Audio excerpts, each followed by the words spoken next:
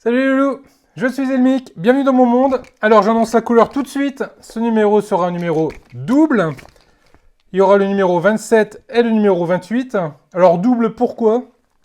Pour la bonne raison que dans le numéro 27, on a un dos à monter, l'auriculaire, et c'est tout. Donc on va voir plus en détail les autres pièces, qu'il y a d'autres pièces avec, mais on ne pourra pas les monter. Donc on pourra les monter que dans le numéro 28, donc on va faire un numéro double. Sinon, ça va pas être possible. Petit message à Altaïa. Pensez aux collectionneurs. Les fascicules, on va les garder, on va les collectionner. Évitez de coller les piles directement sur la page du fascicule, parce que là, je vais essayer de le décoller proprement sans abîmer la page. Mais il y a fort à parier que je ne vais pas y arriver. Vu la quantité de colle, voilà, vu la quantité de colle qui est mise là-dessus, c'est juste pas possible de récupérer ça sans abîmer le fascicule en lui-même. Pensez au collectionneur. Mettez ça à l'intérieur ou collez-le sur le capot des pièces, je sais pas. Collez pas ça directement sur le fascicule, merde. Bon, bref.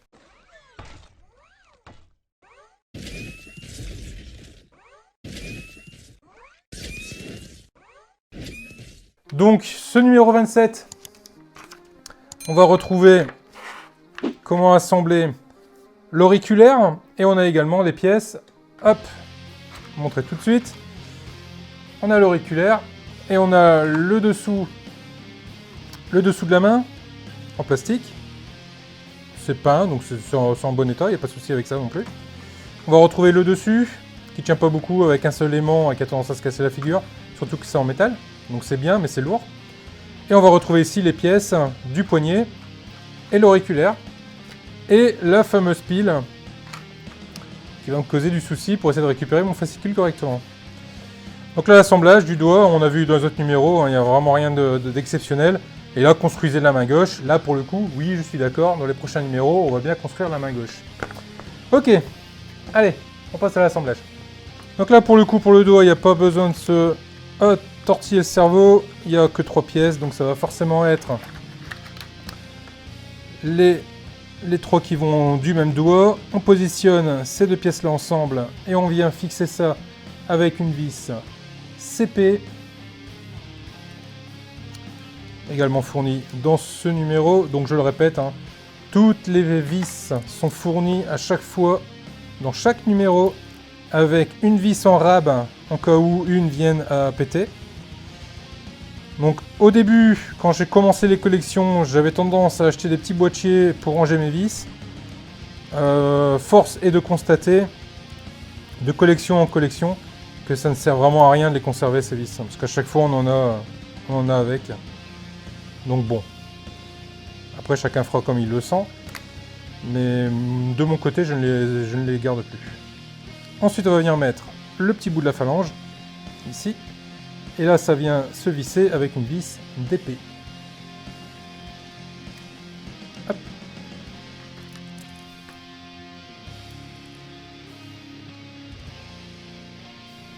Dans le trou qui est là.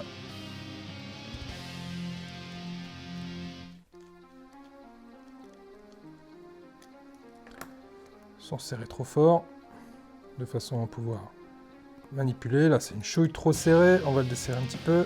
Hop là. Voilà. Là, on est bien. Là, on est bien. Donc là, du coup, on en est arrivé à ce qu'on ait tous les doigts. Donc voilà.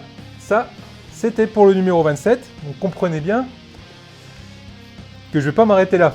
On va s'attaquer au numéro 28. On va mettre les doigts de côté. Alors le numéro 28, on va se charger de monter la main. Donc là, niveau pièces, on va forcément retrouver les restes des pièces du précédent numéro et les pièces du numéro en cours. Alors je vais mettre ça de côté. Hop, on verra mieux sur une surface verte. Donc là, on va retrouver du coup la palme de la main, donc la palme, hein, le dessous de la main, qui est lui en métal complet. Donc ça, c'est pas mal. Ça fait un beau rendu. On va retrouver le circuit intégré qui permet du coup de faire illuminer la main. On va retrouver l'aimant qui permet de maintenir, enfin du moins d'essayer de maintenir la plaque du dos de la main sur la main. Et on va retrouver également le petit opacifiant qui va permettre de diffuser la lumière. Ok, on va mettre ça de côté. Donc première pièce, on va venir prendre la pièce ici, la palme en métal. On la met de ce côté-là. Et on va venir positionner le diffuseur de lumière de cette façon-là. Voilà. Et ça va être maintenu en place avec deux vis BM fournies dans ce numéro. Ce sont de toutes petites vis minuscules. La première se met ici, gentiment, pas serré comme un sourd. Voilà. Et la deuxième se met à côté.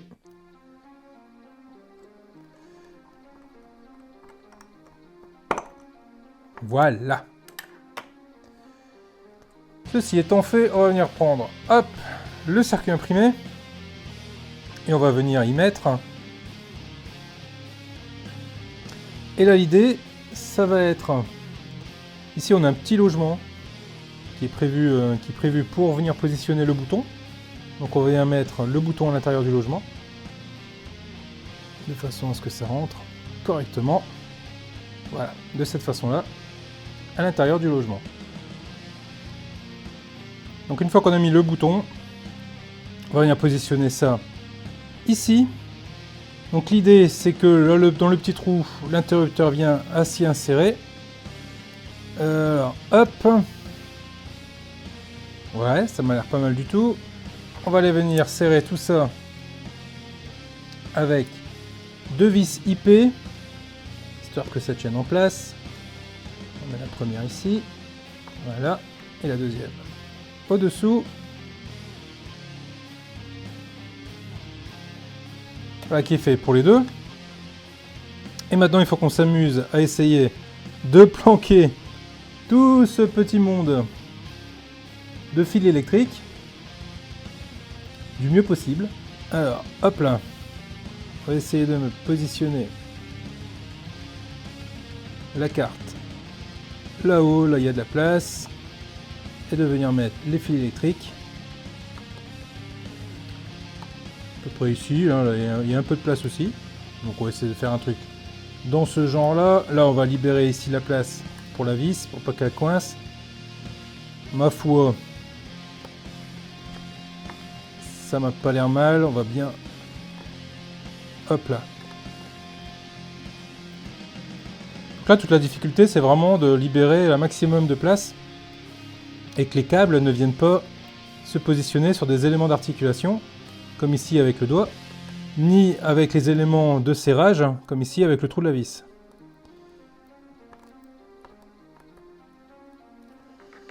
Donc voilà, voilà à peu près, une fois mis en place, à quoi ça doit ressembler de ce côté-là, et à quoi ça doit ressembler de ce côté-là. Maintenant ici, on va venir prendre l'articulation du poignet, et on vient la positionner dans la fente qui est là, de cette façon-là.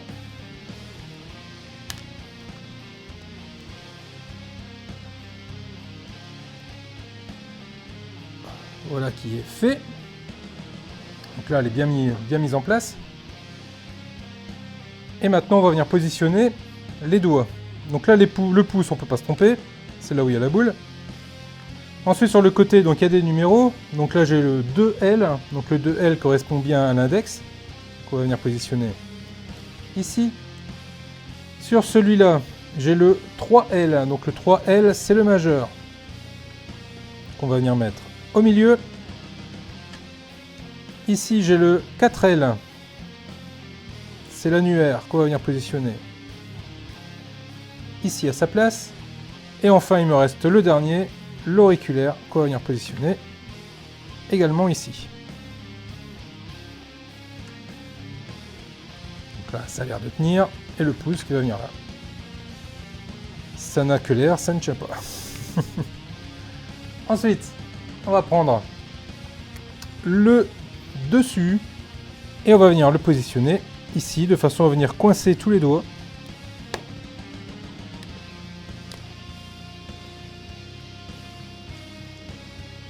Et on serre bien, et on vérifie que les doigts, ok, c'est pas trop mal.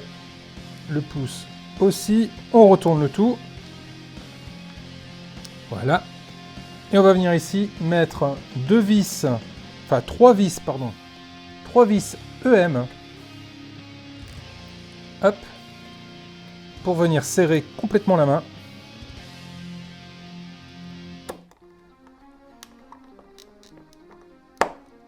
Voilà la première.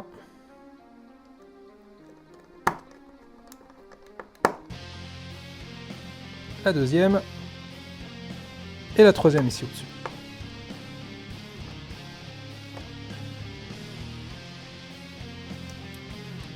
Ok. Donc là, la main est maintenue en place. Le bouton est toujours accessible et il fait bien clic-clic. Et les doigts, donc bah, j'arrive à les manipuler et à lui fermer sa main. Donc j'ai pas de souci avec les doigts. Ça tient bien. Je peux en faire absolument ce que j'en veux. Maintenant, on va aller mettre la pile qui est fournie avec ce numéro. Lorsqu'on tient la main, le plus, c'est le côté où il y a le pouce. Donc là, on va aller, hop, y glisser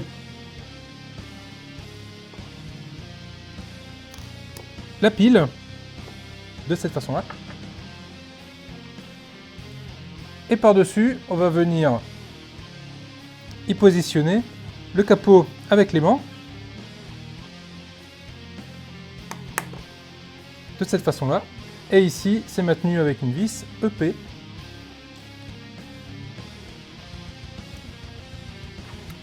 Donc c'est un système quand même qui est assez malin, assez ingénieux. Ça permet d'aller rechanger sans problème la pile le jour où la pile est morte.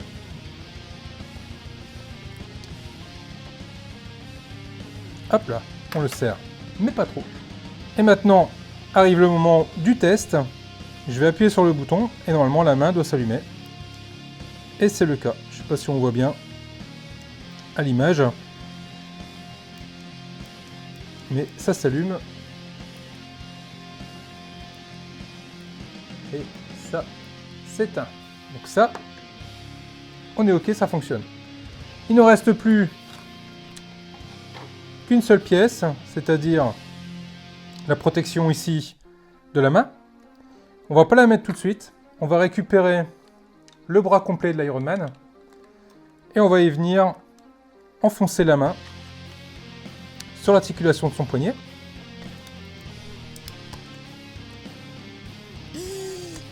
Et je peux vous dire... Ah, une fois mise, elle bouge plus celle-là.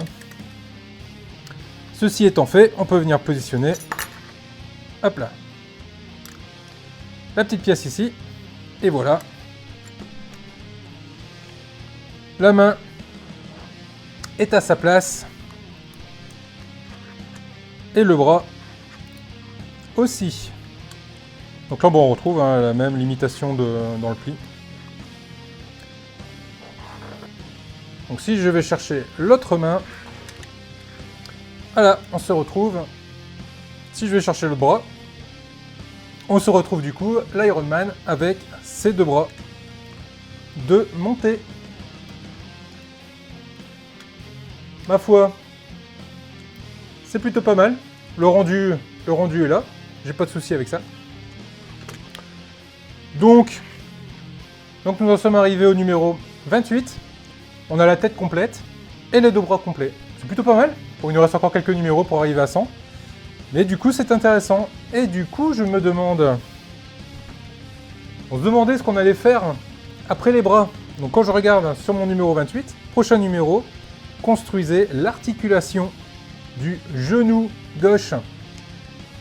Ça va changer un peu des bras, parce que les bras, ils commencent à... Il y en a marre. Heureusement qu'on fait pas un Iron Man avec 8 paires de bras, ce serait horrible. 2 bras, c'est bien. C'est bien. Donc maintenant, on va s'attaquer aux jambes, notamment aux genoux. Ça va être dans le prochain numéro. Comme d'habitude, un pouce bleu si vous avez aimé la vidéo. Abonnez-vous aussi, il n'y a pas de souci avec ça. Faites partager un maximum autour de vous. Je vous dis à très vite les loulous pour la suite de l'Ironman. Je vous fais plein de gros bisous. Salut!